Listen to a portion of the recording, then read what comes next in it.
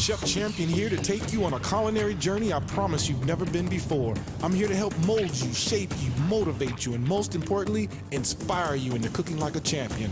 I'm Chef Champion, but my friends call me Ace. Welcome to the new age of culinary learning.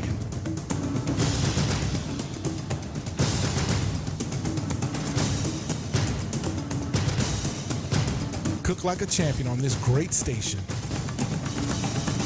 You guys, I had a little bit of a twist for you guys. I don't know if you guys ever had beignets if you go down to New Orleans. They're basically a little French donut. Beignet is French for fritter.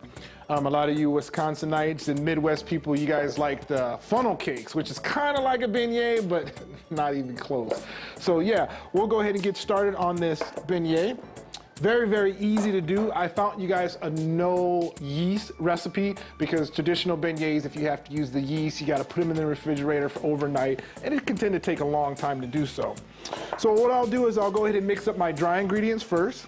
Right now I'm doing a half a recipe, so I have about 1.5 cups of flour. I'm going to add in my 2 tablespoons of sugar, about 1 tablespoon of cinnamon,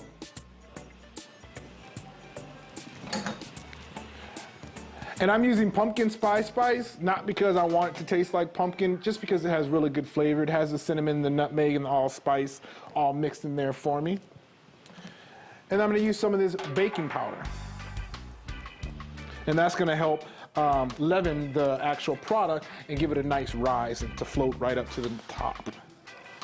So I'm going to give that a nice mix. Might be allergic to cinnamon, leave the cinnamon out. You guys all know this is a base recipe. This recipe is meant to be altered. So we'll go ahead and crack in our eggs. Once again, I'm using my dark brown eggs, organic, nice and wholesome. Oh, got a little shell in there, keep that out. That's the hardest thing to get. It's like a maze to get the shell out of the egg. There you go. Make sure you give that a nice little whisk. I always whisk the egg first. Add in my Madagascar vanilla bean paste. Oh yeah, that's the good stuff.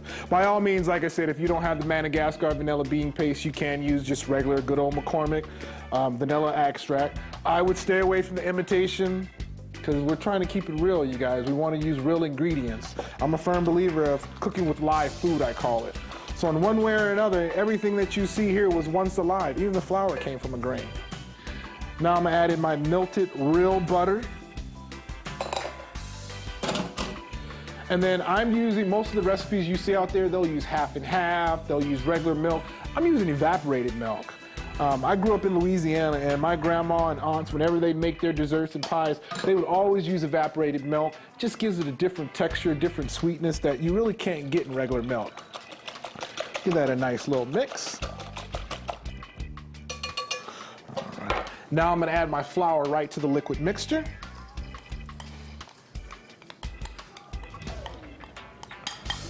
All right. Give that a nice mix. And I'm just using a whisk. By all means, you can use one of the handheld mixers. Uh-oh, making a mess over here. This is going to save you so much time. I actually made these last night for my boys. I had made this recipe in a couple of years, and I wanted to test it out, and they loved it. A little bit less. Is it exactly the healthiest thing in the world? Not really, but I can guarantee you this.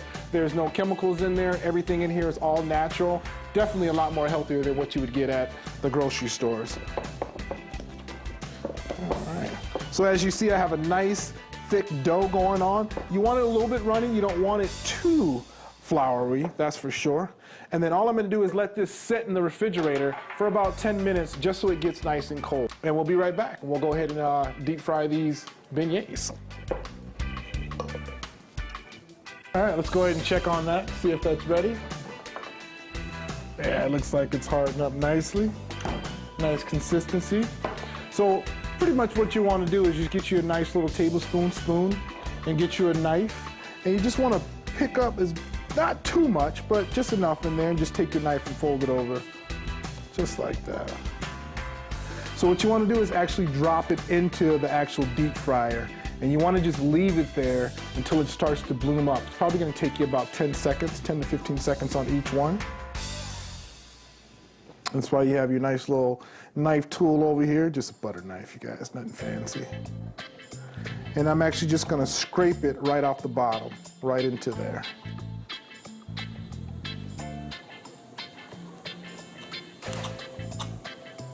All right. And just gonna keep repeating the process. So you definitely can make these ahead of time. They don't have to be right fresh out of the deep fryer. I wouldn't refrigerate them, that's for sure. So definitely know when you make them, they definitely gotta be eaten. And this just makes it a lot easier by doing it this way. Will they be as perfect as far as uniform as the traditional beignets? No, but you know, as long as the flavor is there, that's pretty much all that matters, right?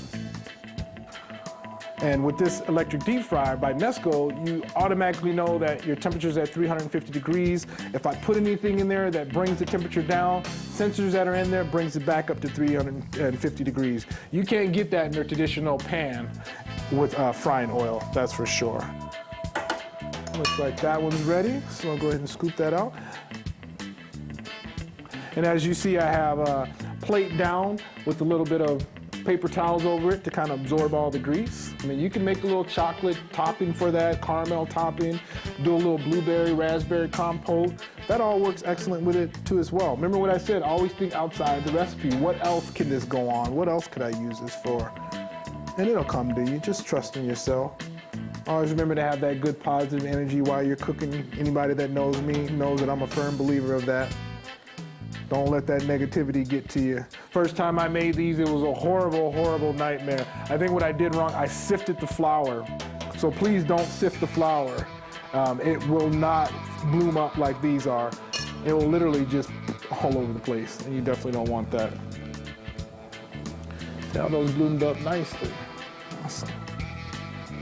I love it when things just work out the way they should be. But understand that this is cooking. A lot of times, more times than none, when you're in the kitchen, things aren't going to go the way that they're planned, and that's why it's very important to have that positive energy, because if you have a positive energy, then you can think your way through it. You can think your way to a better recipe.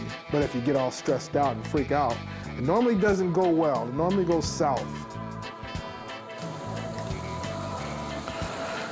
And it's fun, too. Get your kids in there, or get your hubby or your missy in there. And one can be dropping the beignet as the other one scoops them and puts them out. Make less work. And it's a little family bonding too. Nothing wrong with that. I always have my kids in the kitchen cooking with me. One day someone's got to take care of me, right? And I hope that the people that take care of me knows how to cook, at least a little bit. So I'm going to go ahead and finish these, and then we're going to take a quick break. So remember those beignets that we made earlier? I'm going to go ahead and add in that powdered sugar to them. And when you're putting the powdered sugar, be generous. Do not be stingy. We want to literally just smother them in the powdered sugar. Because in New Orleans, what they do is they sit down with their flaming coffee and they actually dunk these into their coffee, just like a donut.